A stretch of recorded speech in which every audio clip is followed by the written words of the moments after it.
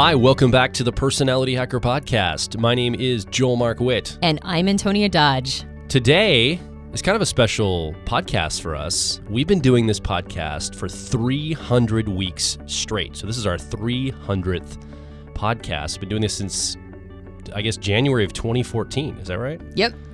It's a long time, man. Almost 6 years of podcasting straight without taking a break at all. I mean, okay, so there have been times when the podcast has been late. Yes.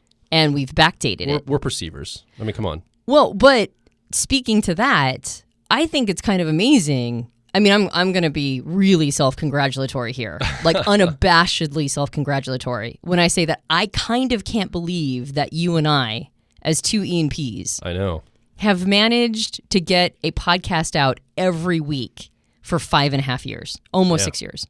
300 weeks in a row. Yeah. Well, and that doesn't include some of our other podcasts, like the PHQs that we did in the early days. Like, if you include those, I think we're probably at like 330 or something. I don't know. Well over 300, though. Yeah, but this is our 300th weekly podcast, like consistent day in, day out podcast. And I'm impressed. You know, we've had other podcasts in the typology space, personality types, that have started and completed in the time that we've been doing this. Like, they've come online, they've risen up, and then they've gone away, like many of them. Yeah, and some of them are really good, too. Yeah, I kind of miss them. I'm like, where are those podcasts? I want them back. Where did they go? Yeah, I mean, there have been some great podcasts that have come and gone, but I mean, we just keep on trucking, yo. We just keep on trucking. Last man standing. Yeah, I mean, but to be fair, we have to give ourselves these pat on the backs and be ridiculously self-congratulatory. Because that's part of what keeps us going, is our own sense of smug self-satisfaction. Yeah. And you don't have to indulge us with it. No, you don't. All you have to do is go buy a book to celebrate with us. That's right. Personality Hacker on Amazon, retailers near you. Yeah. Yeah, this happens every 2 years that we get one of these. So I guess we're going to be self-congratulatory and self-promotional throughout the entire thing. So I think what we've done in the past with these, for the 100th and the 200th, is that we get really, like, it's all about us on these 100th anniversary. By anniversary, I mean like podcast week anniversary. On these 100th markers, these arbitrary round number markers, we have a tendency to start talking about ourselves a lot. And so on the first one, we were like, or the 100th episode, we're like, what's Personality Hacker all about? And we got a little, like, sort of meta on ourselves and talked about what we thought was important. And then on the 200th podcast, we talked a little bit about our vision for all of this and where we think we occupy the space, or what we think personality type is all about. And so on the 300th podcast, which is the one you're listening to right now, we wrote some notes. We went back and listened to some old podcasts. We've been musing on the quote-unquote state of the union of the typology community and the state of the union of our company and our business and our quote-unquote movement. And I think that something that was written at the beginning of our book, so our book was published basically this time last year, and we chose to start it out by talking about identity itself. Like, basically, why do we get into typology as people?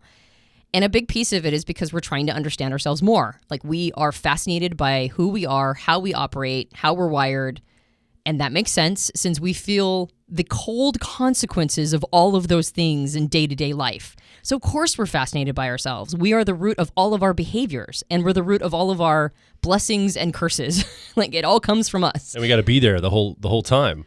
Yeah, there's no escape valve. I mean, excuse me, there is an escape valve, but most of us don't want to use it. So if we're going to choose to stay in this mortal coil, then we want to give ourselves as many opportunities as possible, like the best opportunities to go through this life as positively as we can. We want to feel pleasure, not pain. We want to have success, not failure.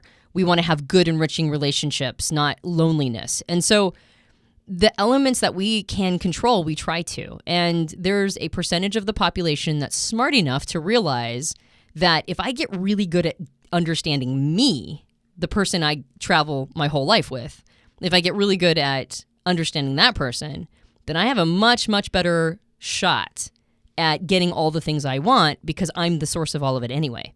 And this comes on the heels of our culture shifting. Like all of our institutions, our religions, the ways we were told to think about ourselves and who we were that were given to us, those frameworks are either breaking down or people aren't valuing them as much. So it kind of routes back to the self again. It's like, okay, well, if I don't have a religious church I belong to that tells me who I am and the side of God and community and life, I can look to the culture at large, and I also need to know my place in that culture. I need to know my place in society. I need to know who am I and how do I show up, because there's these institutions that aren't telling me who I am anymore. I get to decide for myself. So where do I go for that?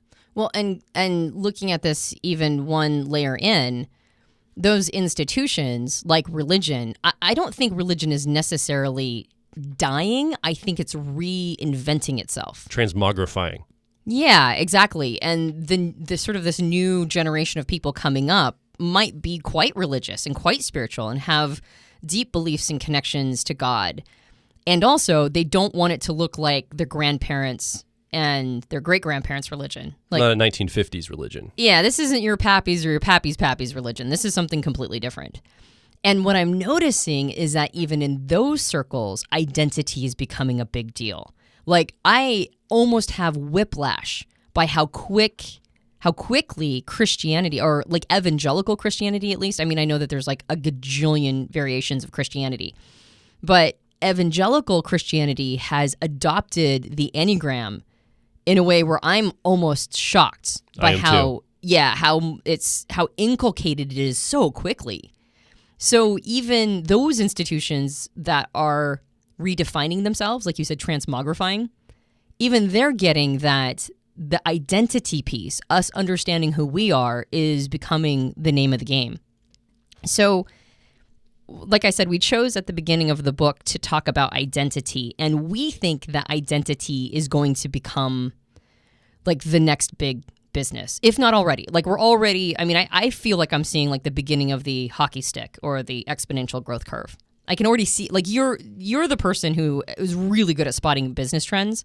I'm not as great at that, but I'm okay at spotting the mental trends that end up getting inculcated into our society. And that one feels like a bullet train. Like we're headed towards that. So what may end up happening, these are all questions. I mean, these are patterns that we're seeing coming down the pike. And what might end up happening, question marks, is that identity itself will become a new religion. Yeah.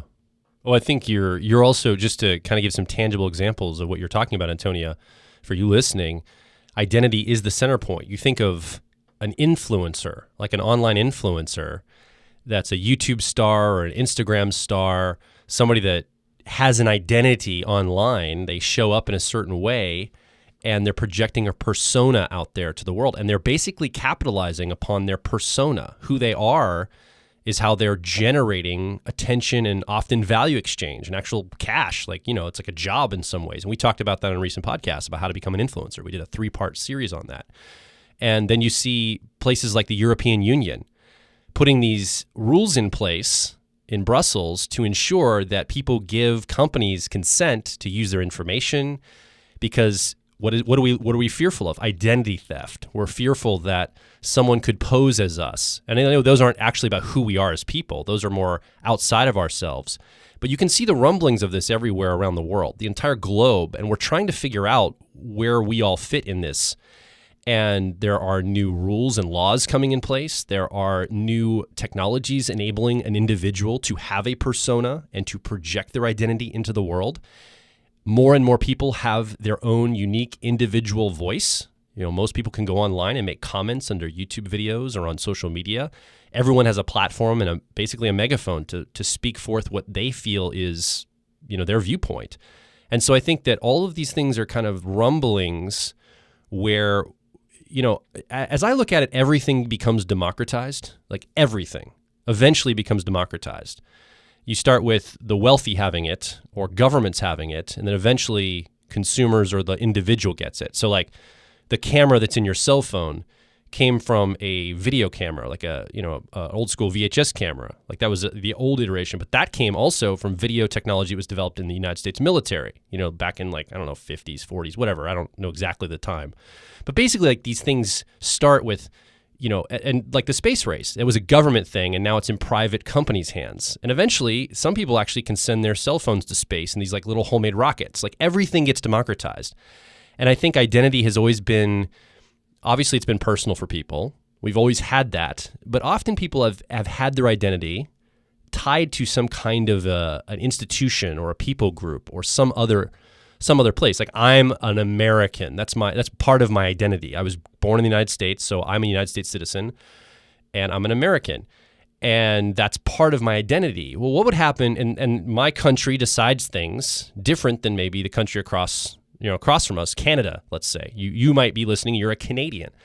What happens if all of us were our own individual countries? We were all, what if countries themselves, I mean, this is abstract, but what if they were democratized to where we're federated, everybody is almost a sovereign nation to themselves? You really need to know who you are as a sovereign nation. You can't really, it's hard to interface unless you know your kind of identity. And obviously you'd be connected to collective identities and stuff. My Annie's getting out of hand right now thinking about all this. But just think in terms of this, like everything gets democratized eventually. And technology makes it so easy for us to interface and trade and communicate that I can see a time down the road where there is some way, and I don't know how it works yet. I don't know the how, but I could see us all being sovereign in our own way, almost like we're our own little countries, for lack of a better way to explain it. Well, we're becoming our own businesses. Correct. Like a lot of people go the solopreneur route. And so if we can become our own businesses, then it makes sense that disruptive technology may exist in the future that allows us to each be our own sovereign state. Now, not everybody's a solopreneur, so this is a principle thing. This is not like literally every Abstract. person. Right. This is not literally every person owns their own business. But, I mean, that could become a way of the future. People very much don't trust big business or big corporations. They don't feel any sense of loyalty anymore. And so a lot more people are becoming guns for hire. What if just everybody was a gun for hire? And of course, the way that happens is that there's technology, like actual consumer technology that facilitates that sort of thing. Like the Uber driver model. There's a platform that enables us all to trade and communicate. Right, exactly. And so there could be some consumer technology that comes out in an unknown question mark future that allows for what you're talking about. Our countries will probably become utilities and platforms more than armies and like rule makers. Well, that would be awesome, wouldn't it? That's kind of like that's from your mouth to God's ears. That said, pin that for a second, because here's the other thing that's going on right now, and this is also facilitated by technology. Technology allows us to find tribes with people that we don't energetically engage with, meaning that we don't have to physically be in their presence. And before, whenever we had tribes or groups of people that we, thought of as quote unquote our peeps, whatever that was, whether that was in an institution situation, like a religion, a church you went to, or a political faction, right? You were registered as your political party, or just an extended family or whatever it was, right? People always gather based on shared values and interests. And you found your little pod of people. You found your tribe. If you were in a group of people that were circling and talking and conversing, and somebody said something that the rest of the collective didn't like, right? You say something that's an unpopular opinion. It's more energy consumption to get rid of that human being in that context. You have to tell them that they're not welcome anymore. You have to invite them out, right, to leave. You have to risk a confrontation, a physical confrontation. You might have to physically force that person to leave. You have to deal with the disruptive nature of that, and everybody has to then recover from this big conflict that happened. So what happens in a situation like that is if you're in a group of people and somebody says something unpopular, everybody looks at the person and goes, well, why would you feel that way? Right? And then now a conversation happens. And even if it's a quote unquote heated debate, that's still way less energy expenditure than to get rid of the person, right? And you don't want to get rid of the person. You've been in their energy. You've been around them. They're part of your tribe, right? So you hold a lot of space for what they have to say. In a digital age where we're all creating our tribes in a digital platform for the most part, it's the exact opposite. it's more energy to hold space for unpopular ideas within that tribe than it is to simply ignore them, because you don't risk confrontation. You don't risk any sort of back and forth. Like, there's no physical expenditure. You just block that person and they're gone. But holding space for the conversation that would ensue, having the back and forth, trying to refine the ideas, figuring out where you meet in the middle, having some sort of reconciliation, that's way, way, way more energy. So in our modern world of trying to figure out where we fit in all of this and all of these tribes that form, when they form in a digital platform, it's actually energy efficient to just start shunning everyone or shunning people that don't agree with you. So we have created a situation where people, when they are creating these these identities, they try to be as in lockstep with the rest of their online tribe as they possibly can be, because they understand that no quarter will be given to them if they're out of lockstep. So then the identity piece, when a person looks to the quote unquote outside world to help craft this identity part, the thing that we used to go to church and have political conversations or, go hang out with other people who are into model trains or whatever it was, there was some accounting for individuality and individual preference in those contexts. But that's not the case anymore. So when people are looking for identity, they have to fit in this box that I think everybody it's itchy for everyone. So that's a piece that comes in this whole identity conversation, which is that your identity has to be so rigorously in lockstep with the other people who are sharing their ideas in these digital platforms.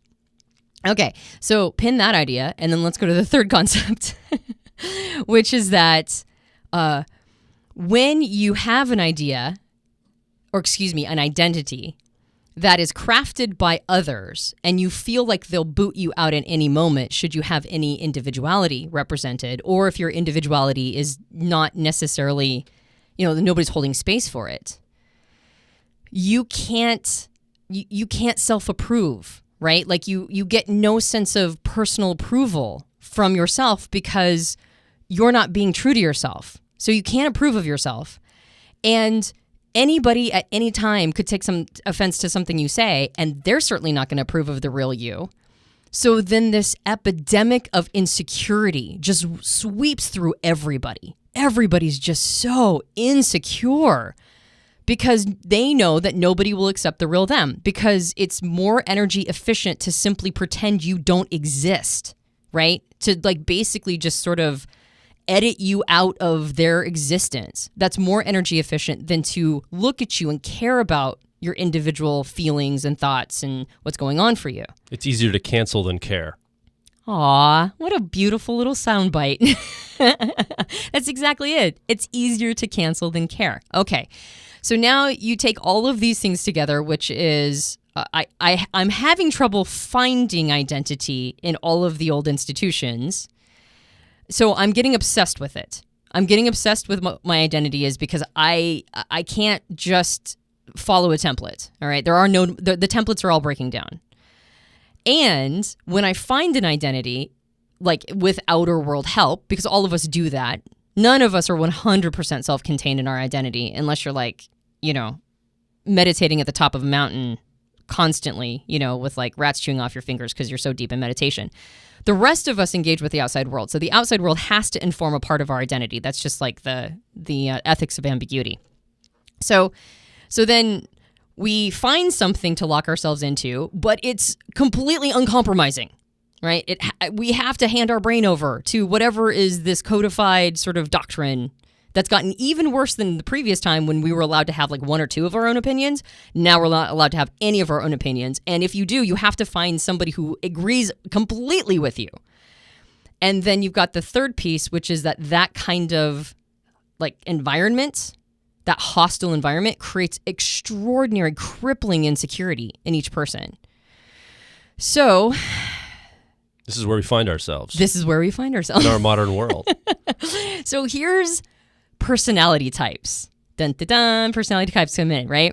And it's got a little cape on behind itself, right? And it's like, hey, everybody, there's this thing where you can figure out how you're wired, not your opinions, not your political opinions, not your religious opinions, not like all the should statements of the world and how you've been programmed to believe things are supposed to be the way they are. But there's this thing that like studies the part of you that lives under all of that. The operating system of your mind. Yeah, and it's super neutral, right? Because if we talk at that level, we're not talking about opinions. We're just talking about beliefs. Yeah, we're just talking about differences. And so here, everybody, come look at all of this cool content and material about how you could be how you're operating and how you could be wired and get some identity there. And then add all that other stuff above it. But if you can talk to each other at that level, now you can talk to somebody who has wildly different opinions than you do. But you're not meeting at the opinions, you're meeting at the wiring. And so now you can have a real conversation and not everybody has to agree with everybody else. And oh my gosh, it feels like we're holding space for each other again. Oh, such a relief. Such a relief. So you can see how this entire industry could be intoxicating for an entire generation of people who are looking for that feeling. And you can do it digitally. Like you don't all have to be in the same room to hold space for each other. That kind of conversation can happen digitally on Twitter or on YouTube or Facebook or whatever. And we can all have our own opinions and it's fine, right? And kumbaya and one big happy family. Dun, dun, dun, dun. Until we start to do as humans the same thing to this system that we do to everything, which is we start to graft our identity into the system itself, just like any institution, any religion, any political viewpoint. That becomes part of our identity now. Like I'm a Myers-Briggs expert, or I know more about the Enneagram than anyone else. I've studied this at the deepest levels of it, and I know what I'm talking about because I'm the expert here. Or this system is so superior to any other system, I'm holding forth with it and saying this is the hammer to all of the world's nails and all of the problems of the world. And then I might start to develop really nuanced opinions of how to apply this system and what the system means to me and what I think it should mean to you and the other people in the world. And now I start to put belief and I start to layer little snippets of belief into a system that was intended to help us all identify ourselves and get identity levels. And now there's this belief baked into it. It's starting to seep into there. And you can almost see the same cultish behavior that comes from these other tribes online bleeding over into typology, no matter what the typology system is. Yeah, I think it's even more insidious than that. Because that insecurity that we talked about, that third component of insecurity, just learning your type won't get rid of that. Now, it might help you feel more permission to be yourself. It might give you some tools and strategies to get some of your needs met. You might feel better. But it doesn't actually address the piece of you that feels so insecure. It doesn't address the ego. Now, arguably, there are some typologies that are intended to address the ego, like the Enneagram, ostensibly is a spiritual tool, intended to address the ego. But the insidious nature of it is that those of us who are so insecure and have such ego defenses, we don't know what it feels like to be secure. We don't know what it feels like to not have our ego just absolutely jerking us around by our cojones. We don't know that feeling. So we get some permission and we get some relief and we think that's the real thing. We think that's the work. And so we keep looking for more and more feelings of relief that these systems ostensibly give us, right? That's the promise of these systems, is that we'll have a sense of relief from this insecurity. The challenge is that you cannot do ego work without doing ego work. You can have tools, you can have models and systems that help you out, but ego work is ego work, and it's only done in one way, right? And so what you're talking about, Joel, is people bringing these egos, this insecurity, into these contexts and cultures. Absolutely. Not just identity. The reason why I said that is that I agree with you. You're dead on accurate.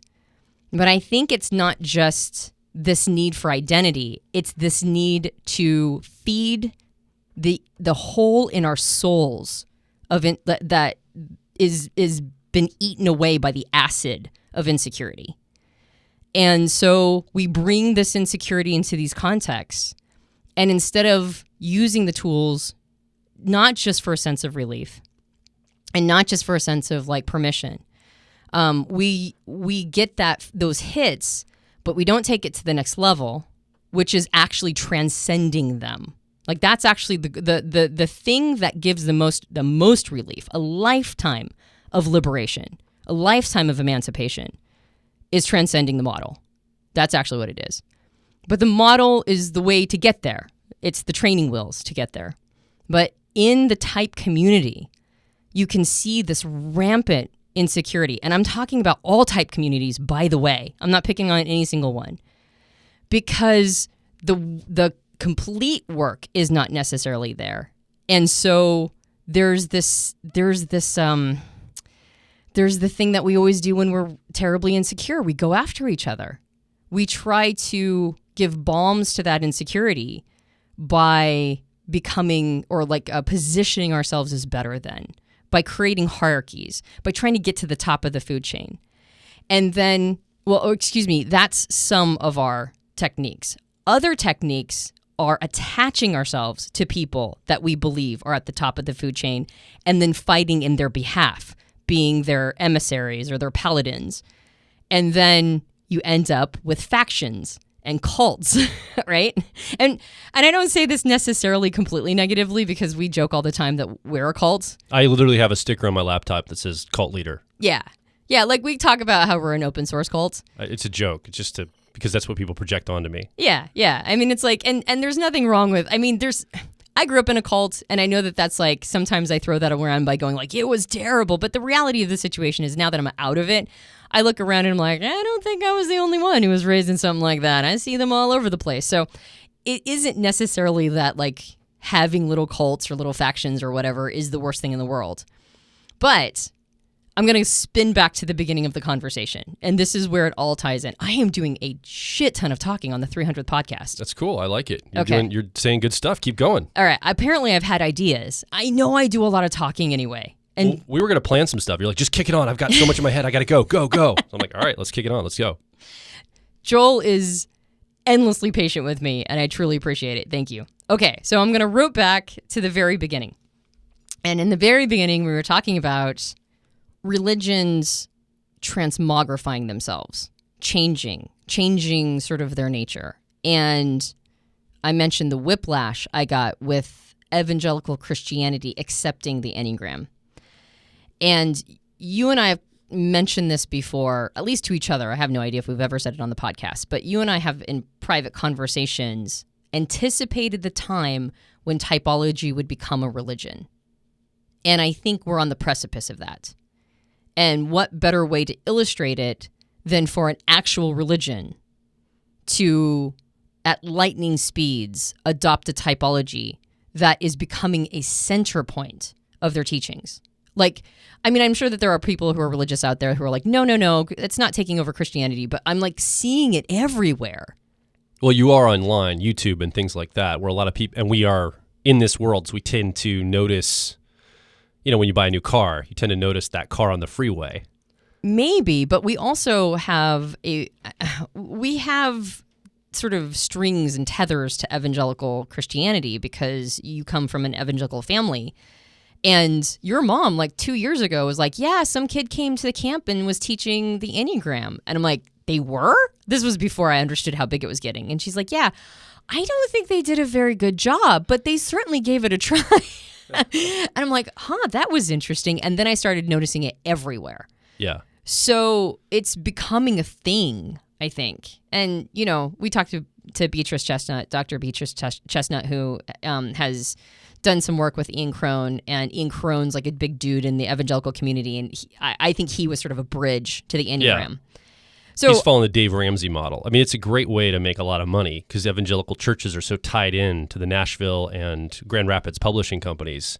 You can publish and you have a distribution network across the country and world very quickly. Yeah. So it's a business model too. Yeah. Not that I fault the Mr. Crone because I actually don't have any idea. I've never talked to him, so I have no idea what his ultimate intent was. I'm sure it was to share of course, life-changing content. And also, yes, it's a business model. Yeah. One that you and I know the missed opportunity there. And we were like, Yeah. dang it, if we were just less, if we just had less ethics, we could totally pretend to be in that circle and just market the hell out of it. But we can't do that. But man alive, we'd both know the lingo and nobody would be the wiser. Yeah, it is a pretty good business model. That said, so referencing that, I think that type, watching the Enneagram evangelical mashup, and then looking over at the type communities that are springing up on YouTube and other places, where you have these factions that are kind of going at each other. By the way, they go at each other on YouTube.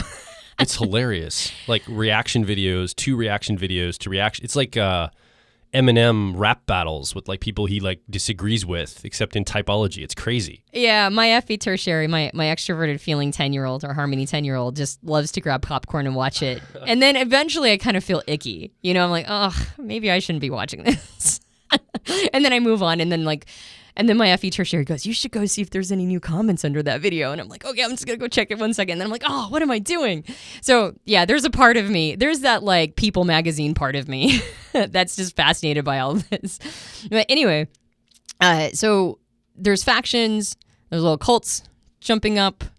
There's the integration of typologies and religion. And I'm just going, man, I think we're heading that way. I think typology, capital T, is going to take on a religious flavor, a definitively and distinctively religious flavor, even though we'll never call it that. We will never call it a religion. That's basically what it's going to be if it isn't already.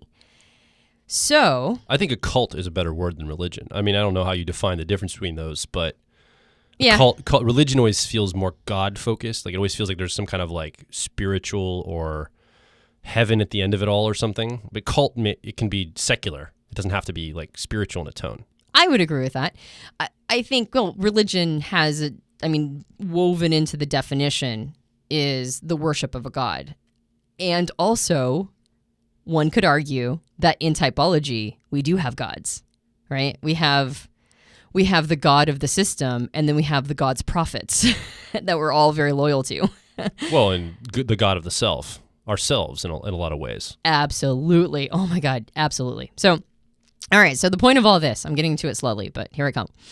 The point of all of this is that I think about when religions originally developed, like not just Christianity, but also, other religious studies. What was the context like? What was the situation like when those religions popped up? And there was always a need that the religion was addressing, right? There was always something going on in the culture. Like the Romans were, basically had the Jews on lockdown, and that was the garden that the Jesus of Nazareth was like sort of born in, and that was the fertile ground in which he was able to, not just the person of Jesus, but sort of the divinity of Jesus. That was the sort of the fertile soil that was all birthed in.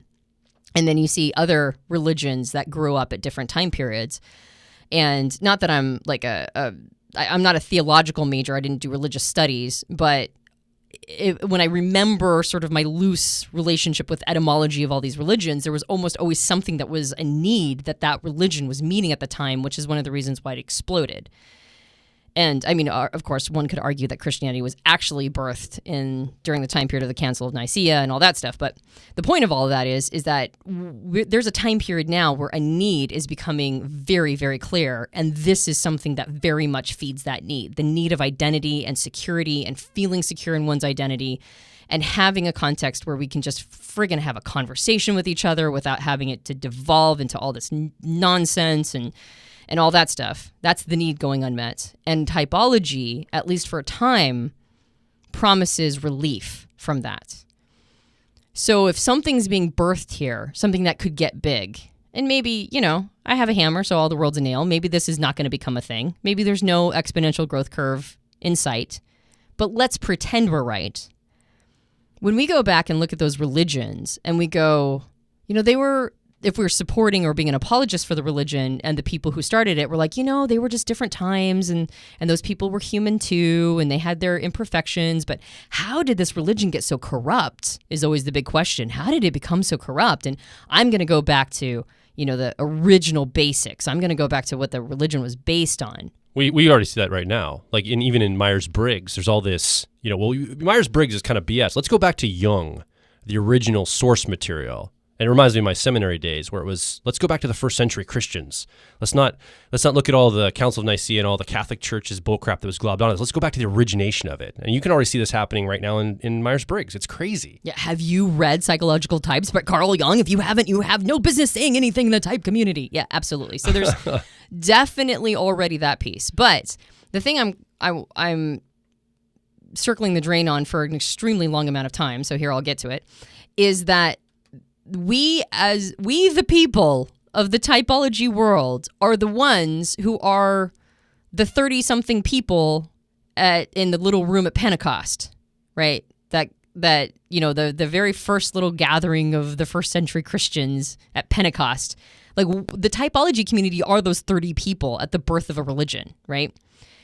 So we need to get our shit together, right? Like we need to be better people, because if the community is factions and cults and arguing with each other and not doing the work of ego transcendence or like ego work to get our insecurities handled. If we fly off the handle whenever anybody calls us out or says we don't know what we're talking about, nobody should listen to us. And if we're the kind of person who runs over to everybody and is like, nobody should listen to you, right? And if we're spending our time discrediting each other by questioning each other's types and trying to figure out who's going to like claw their way to the top of this community, that's going to be the energetic foundation for whatever this quote unquote religion is. And do we want that? Or do we want to be able to birth something better? And I say this as somebody who hears the rhetoric from young people that, the older generations fucked everything up. We inherited this world. You gave it to us. As if the conceit is that these people would have done better. Well, this is your opportunity to do better. Right? This is your opportunity to prove that had you been at the inception of some of these institutions, the institutions wouldn't have been so corrupt. Because you are at the inception of an institution, potentially, something that's getting really big. And if these communities and their infighting is anything to go on, I'm sorry, you wouldn't have done better because you're not, right? You're not doing better. So how do we do better? How do we prove that we are higher quality than the people who started the other institutions we inherited before? And we do that by getting our shit together, right? We do that by recognizing these holes in our soul and that we are the only ones who can fill them through our own growth and development work. We could make this context that people are turning their attention to, the typology industry, the typology context. We can recognize that we as individuals have a place of showing up as the best versions of ourselves, as using these tools to become better and to set a trajectory and carve a path and be models of what people can be when they adopt this. So it's not just a matter of like, I'm insecure and I'm grasping for anything that will give me relief. I'm insecure and I'm grasping for anything that will give me relief. And once I get that relief, you mean there's a direction I can go? There's a path where I never have to hand myself over to the collective again. I get to be me. I get to have real conversations about real topics. And there isn't this whole it's easier to cancel than care mentality going on. I can gather with these people who are like-minded in local cities and places where I can do meetups and hang out. And we are in each other's energetic space. We have so many opportunities in front of us to create something that replaces some of these collapsing graves for spiral dynamics blue institutions with something that might be a better technology, but we have to represent it better. Like we have to be doing it better in order for the technology to be better. So this message is really to you if you consider yourself any form of a leader, because not everybody's going to be able to hear this message. Like this is going to be a message that, first of all, not everybody is going to hear. And even if you are hearing it and it may not resonate with you, but if this does resonate with you and you have some leadership qualities, I think the challenge to you is, hey, you can be a leader in your community of whatever your influence circle is, whether that's online or in your local town or, people group, your company, your church, your family, whatever that is. You can take leadership to help change or influence the conversation to be supportive, because this is going to be so easy if what we're talking about does happen. If this becomes such a big deal, humans just naturally, we see this already, this idea of identity politics. Like, people want to sort themselves into groups that make sense to them and are like-minded and they get along with. And like what you said at the very beginning, Antonia, like, we have a tendency to now have the ability to make those more pure. Those groups are getting more and more pure because online we can just edit out and cancel anybody we don't like. We can create the purity of those groups, and then we can try to make our group the dominant group in the world. And that's kind of this giant warring faction we see in our life right now, in our lives, all of us. So you as a leader, like, you have an opportunity in whatever leadership opportunity has been presented to you in the station of life you're in, to talk about typology, talk about personal growth, talk about these concepts in ways that are very empowering to other people. And I think that that's a great opportunity for you listening as a leader to take that into the community, family, the church, nonprofit, business, whatever your context is, and help us all, not just me and Antonia, but help us all as a community of typology really move this conversation into the realm of helping people, being an empowering technology for other people to learn and grow. There's a couple different things that I think will help this. The first one is let people follow who they want to follow. Like, if somebody is getting the greatest reward from a certain typology leader, like, let them follow that person. Don't feel like it's your job to come in and destroy their credibility or tear them down or say they don't know what they're talking about. Because, first of all, and we've made a ton of podcasts on this, we don't actually know any of this to be fact. Like, none of this is empirical fact. This is philosophy, and different philosophies help different people. So let people follow who they want to follow, especially if those people are helping them and they've got a positive impact on them. So that's one thing you can do, is give some space to people to follow whoever they want to follow, and don't feel like it's your job to destroy that relationship. Can I throw in a devil's advocate comment about that? Or will I hijack you if I do right now on your thought train? No, it's okay. I'll tag. No, feel free. So I think the argument to that would be, well, okay, but there is a real system here. Let's take Myers-Briggs. Just take Myers-Briggs as one of the systems. There's a real system here with a real body of knowledge, real research, and a way to apply it. And if there's a quote-unquote type leader that's talking nonsense, they're not even like, they're talking as introverted feeling, let's just say, as like extroverted thinking, and that's not how introverted feeling works. Like, they're giving misinformation out. It's my job, I'm embodying somebody that might say this, it's my job to make sure I speak up, because I love the system and I want us all to be on the same page with the same terminology and the same way we see it. So I can't allow some quote unquote typology leader to misinform people. That's going to confuse everybody and make a very difficult situation for us to elevate the conversation for personal growth. Yeah, I could completely sympathize with that position. I can totally understand it. I oftentimes see people conflating different functions. I'll see people write out, well, this is how introverted intuition works, and they're describing introverted thinking. Yeah, I saw a YouTube comment the other day, like, well, this can't be an INTP. They're referencing something, and we know INTPs are original thinkers, so they have only original thoughts. And I'm like, wait, what? What are you talking about? Never mind that SI tertiary, that introverted sensing or memory 10-year-old that is highly referential. Never mind that piece.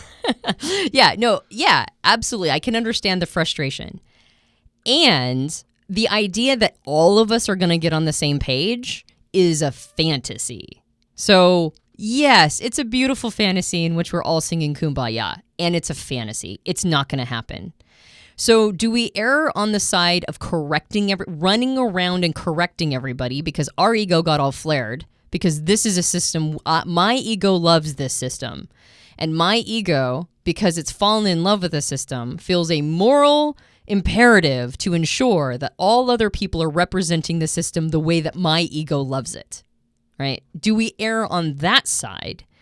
Or do we err on the side of this is the embryo of something that might get real big. And if it gets real big, what is the energy that we want to pour into this community? What kind of energy do we want to be the fertilizer for what makes it grow? Well said. So I'm not saying the impulse isn't going to be there. And the reason why I said it is because I understand the impulse. And my preference, which doesn't have to be the listener's preference, but like I said, I see something coming. I see some rumblings. And I suspect that keeping high vibration energy as the foundation of this entire community is going to have much greater reward than fighting over the particulars that can't be known yet anyway. We're all waiting. All of us are waiting for the instruments that are sophisticated enough to metricize these concepts so we can put it in the realm of science. The second fact happens, right? The second we can put all of this in fact, 100% on board, right? You want to run around and tell people they're wrong and it's been proven and here are There's all... no flat earth, people. Yeah. Like once we know, we can say that with authority. That's right. That's right. And anybody who's a flat earther is probably doing it to some extent tongue-in-cheek anyway. So once we have fact, have at, right? Run around and tell everybody how wrong they are.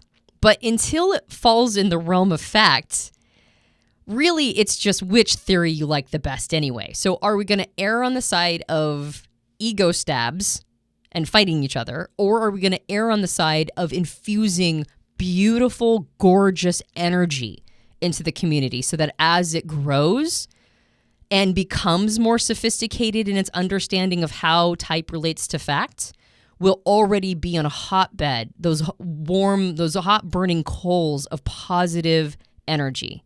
Because that's really, like, we talked about it in the book, or when we did the breakdown of the book, American Nations.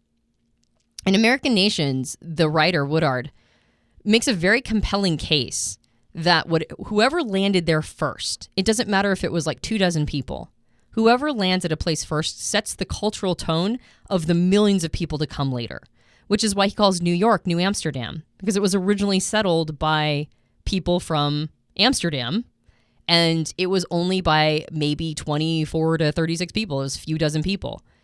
And the culture they brought to New York lives on in New York City, even though there's millions of people that live on that island, and very few of them are from Amsterdam anymore. Like, that original culture, it just isn't, it's not represented in the people group, but it's represented in how it lives on and is embedded and folded into the culture of the space. The Dutch trading economy ethos is still there.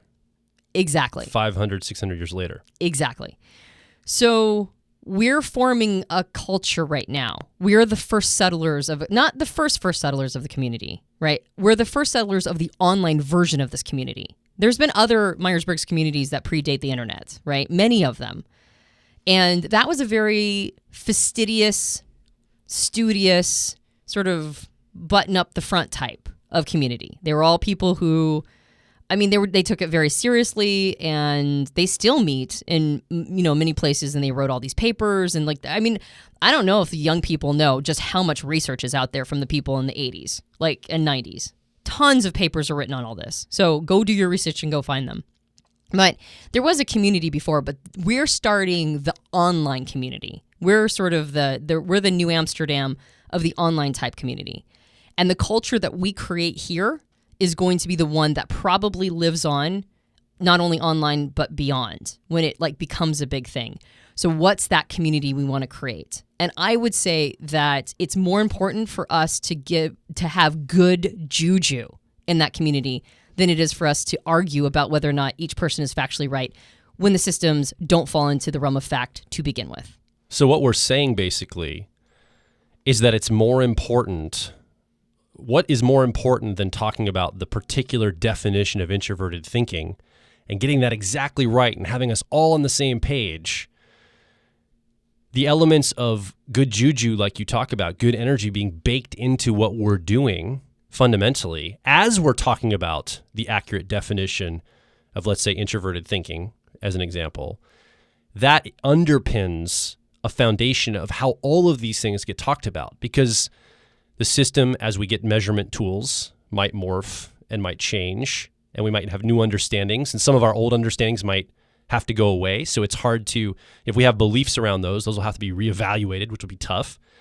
But if we have a fundamental good energy baked in underneath it all, it will give us a platform in order to make those changes and to continue to push this forward. And what you and I, Antonia, believe is the purpose of all these systems, these typology systems, is for personal growth.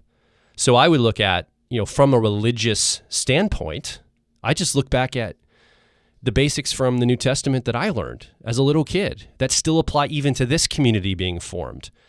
And it's the fruits of the Spirit that are baked into a community that I came from, a Christian culture, that I think are very appropriate for this culture too. The elements of love, joy, peace, goodness, kindness, patience, faithfulness, gentleness, self-control. These are things that we can bake into the community that will enable us to actually apply this to help people, to help ourselves and help humanity moving forward. I know that's idealistic to say it. And also, idealisms do pull us forward as becoming better versions of ourselves. Oh, I love your visionary introverted feeling.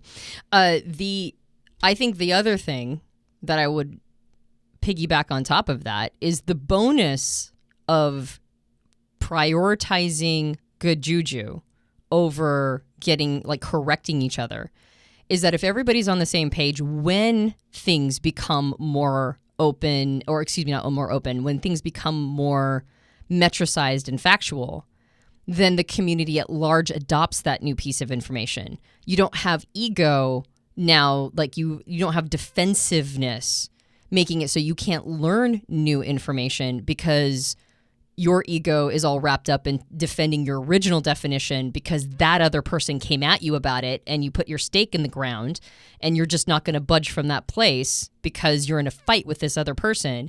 And then new information comes and verifies that other person's perspective or what they had to say, but you have to fight for your position on principle.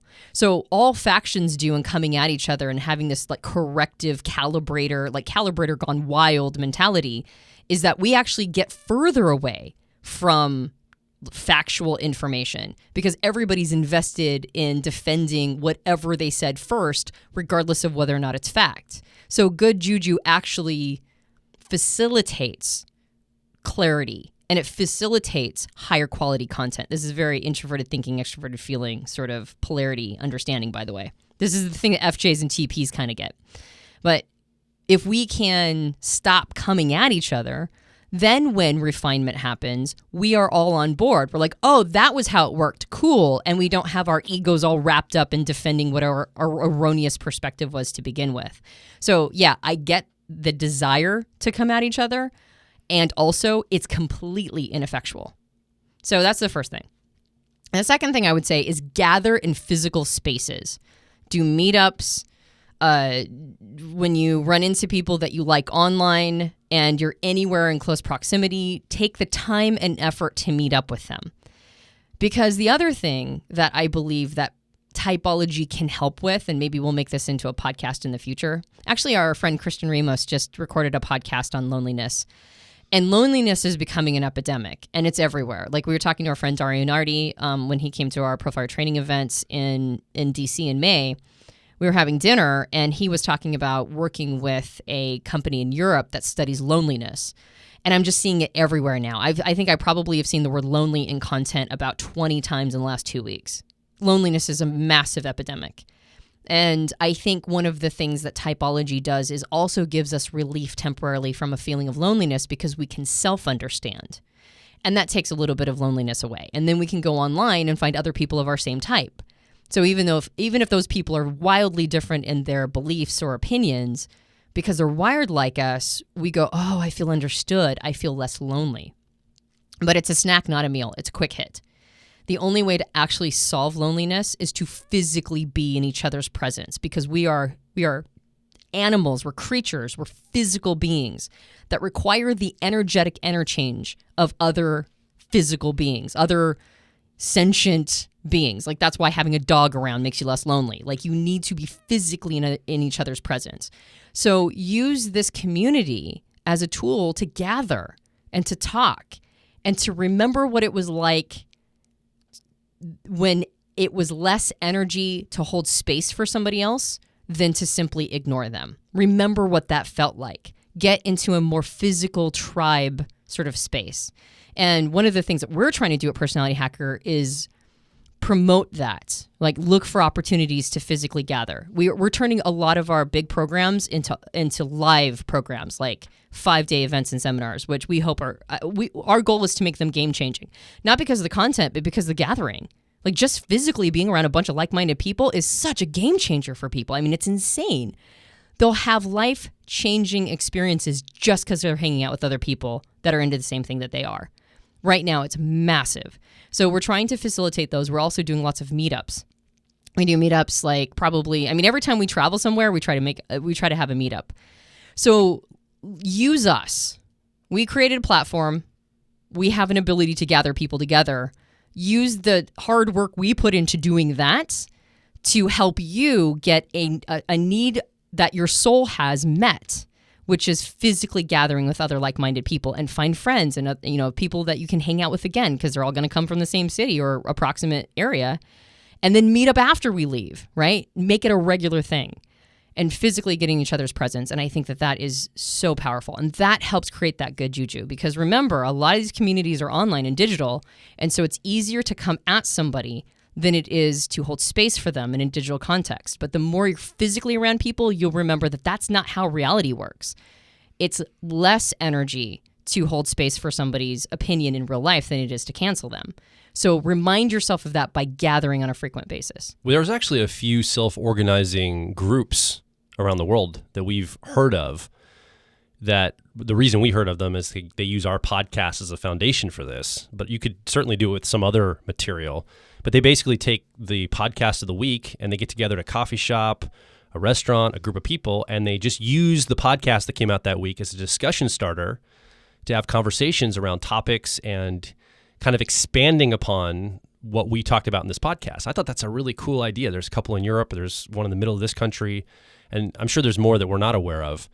But that's a cool idea. Find somebody, and it might be this podcast, but find some discussion starter, and maybe you as a leader in your community could organize a meetup. Go to meetup.com or something and organize a meetup around typology and personal growth. It might be a really great way for you to meet people, connect with new friends, maybe find a lover or somebody you want to connect with romantically in this format, which would be really cool. And it could be a way to bring people together around concepts and content. And then it forms community, which is really cool when that starts to happen. Yeah, we have a Facebook group called PH Connect. Yeah. And there's a lot of people who have signed up for that, but I don't see a lot of proactivity in getting these meetups happening. We need leadership. Yeah, so come be leadership. Like, go to PH Connect, sign up for it. Well, basically you have to ask for permission. We give you permission to enter the group, however that works on Facebook, and then be a leader and then start. I mean, some people have sort of taken initiative, but like nothing happens for free. You know what I mean? Like, you can't just go, hey, is anybody in this area? And then you hope that will self-organize a group. Like, you gotta actually legit put some effort into it. Hey, this Saturday Saturday the 9th on this month, we're going to be meeting at this Panera Bread in this town. Who'd like to come and join us? And maybe even people from far away, a couple hours might come over if it's a community they think they can really vibe with. Oh, totally. I mean, we've done meetups where somebody's flown in to get to a meetup for one evening. For like 2 hours. Yeah. So this is a need going unmet. We did one in Toronto, and what's the woman's name? Oh, Lisa. Lisa. She flew from New York, right? To come up and join us in Toronto just for the evening. Oh, yeah. She's great. Yeah, exactly. I mean, people have done this. They've driven 7 hours, and I would love to believe it's because we're so amazing and they just have to be in our presence, but I know the truth. Everybody wants to organize around this stuff. Everybody wants to meet 40, 50 other people who are into the same stuff that they're into. So let us be your excuse. Go to PH Connect, be a leader, take leadership in your area, and start a meetup, or go into meetups.com or whatever it is, but go make that happen. And let us know you're doing this. We could even throw it in some of our announcements. If you have something coming up in an area, we could probably announce it somewhere on social media. Yeah, exactly. Or shoot it in an email or something to that effect. So absolutely. All right. So those are my 2 pieces of recommendation, which is the first one is let people be wrong, quote unquote wrong, and infuse good juju into the community. We are the settlers of this space, and the culture we build will live on way past us. So set some good juju in this community and culture. And physically meet, gather, fight loneliness, fight insecurity, right? Use these tools to do all the things that you're hoping these tools will do. Let them do that.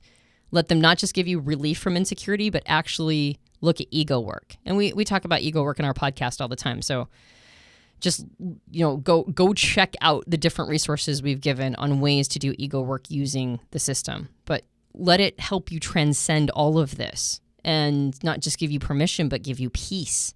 And then also let it combat loneliness by gathering and meeting with people and remembering what that felt like. So at the very beginning of this podcast, you mentioned this idea of an anniversary, and we kind of do celebrate on the 100 marks, the 100, the 200, the 300.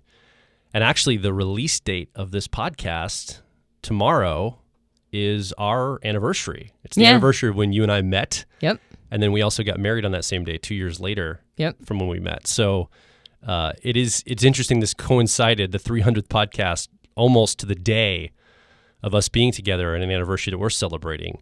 And I just want to thank you, Antonia, for, again, I think I did this on the 200 podcast. I just want to thank you for creating with me. I think this has been an amazing journey with you so far. And I love you so much. I love doing this podcast with you. I love creating this life with you. And I am deeply grateful that you have chosen to be with me through this journey. And I think we make an awesome team. So I just wanted to publicly thank you for that. Thank you. Truly, thank you for facilitating all of this. I mean, we're doing this because of your idea. It was your brainchild. And yeah, and just pretty much every opportunity I've ever had to get in front of a mic and just blab my lips off, almost every single one was facilitated by you. So thank you for doing that for me too. Thank you for all of this. I really appreciate you as my partner. I love you. I love you too. What do you think? You've been listening along with us, and we've been talking about some of these concepts of community, identity, coming industry that we really see down the road. Not that far down the road, quite frankly. There's a lot of YouTube channels starting, a lot of burgeoning, social media stars around typology and some of these personal growth systems. This is only going to grow more over the coming years. And where is your role going to be in that as a leader, as maybe a consumer, somebody that applies this to things in your life? What ahas did you have listening today? As you were listening, what was, oh yeah, that's a great idea. And what could you help us expand upon here in the conversation? We'd love to hear from you. Come over to personalityhacker.com directly below this show. Leave your comments, ask your questions, and share your story of what's resonating or making sense with you underneath this podcast. We'd love to hear from you. Yeah. Maybe the 400th can finally be our high podcast. You want to do a pie podcast so badly. So even more now that Elon Musk got such a wrist slap for doing it. Yeah. I'm like, yeah, we're small. We're a small business. I can totally smoke weed on a podcast, and it's gonna be fine. What's the one review on the iTunes channel? It's like good podcast for drug users or something. Yeah, that was after our psychedelics episode. I would totally agree with that statement. I would agree with that statement. Every time I read it, I'm like, you are right. It is a great show for drug users. And other people too. Yeah, so anyway, we'll have to do a high podcast at some point, maybe the 400th. But probably not. We'll probably get all like self-congratulatory again on the 400th if we make it that long. We'll just be like, we're incredible. And we'll high-five each other, and that will be the podcast. All right, so we're doing the wrap-up, aren't we? If you enjoyed this podcast, you can subscribe to us on iTunes and various Android platforms. Be sure to leave a rating and review on iTunes. That is a big help for us. We have a book, and you need 1 or 2 or 11 copies. So go get yourself a copy of Personality Hacker and leave us a rating and review on Amazon or Goodreads or another place. I read every single one of those, by the way. She really does.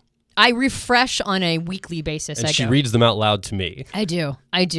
So, yeah, I forced Joel to listen to all of them. So go leave a rating and review because when I say it's a gift you can give to us, I'm not kidding. Like, I read them all. I love it. So go do it. Yeah. Because of me. As if giving something to me is like super high priority in your day. But you can do it anyway. So go give us. Jeez. Feel free to go to any of these platforms and write a rating review for us. That helps us out a lot. Maybe this is the high podcast. I thought you're being all loopy now. It's great. My name is Joel Mark Witt. And I'm Antonia Dodge. And we'll talk with you on the next Personality Hacker Podcast.